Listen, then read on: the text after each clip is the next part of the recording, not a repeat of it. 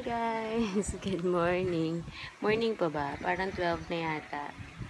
And wala pa si Daddy. Lumabas siya to go grocery shopping. Wala nang gata si Zeb. And yun. Nandito na sila mama pero pina-room service na lang ako. Dito na lang daw ako kumain. And yan. The ulam today is nilagang baka and pritong bangus. Yan si baby. So, pinapakain na ako ni mama. So, yeah, kain tayo guys. Halos kakatapos ko lang i-edit yung vlog yesterday. Hindi ko kinaya kahapon. So, yeah. Morning. Uh-oh. Careful.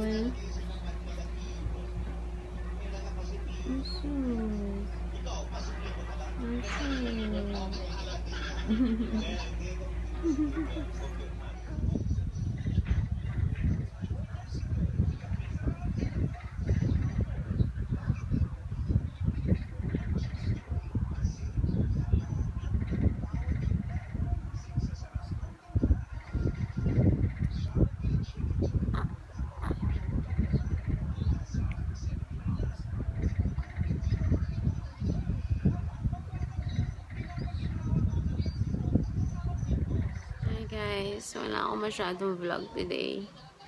Tapos medyo hindi maganda yung pakaramdam ko.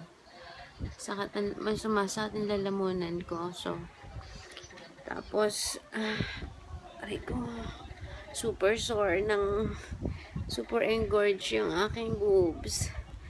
Ang sakit-sakit. Ito na din yung point na pag nagpapa-breastfeed ako kinakatakutan ko na. Kasi nga, sobrang sore ng boobs ko, pati yung nipples ko. Bakit? Tumutulong nga yung gatas ko this is normal for the first week. Kaya kailang tiis-tiisin. Tsaka si Zeb, may lagnat din. Kanina nga, naging emotional ako. Naiyak ako kasi parang gusto niya maglambing. Gusto niya magpabuhat sa akin. Siyempre, hindi ko naman siya pwedeng buhatin. Naawa lang ako.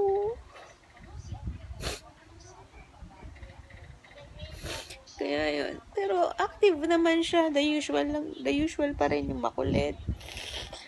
Malikot. Pero ang init niya kasi.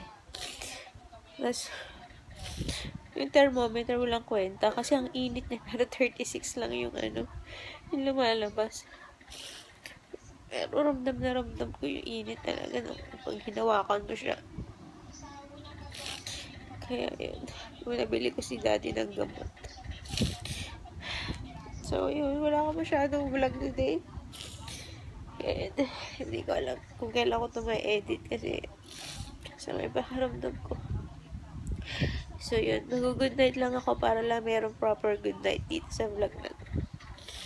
Bye! See you when I see you. I don't know kung maka-vlog ako bukas. Bye!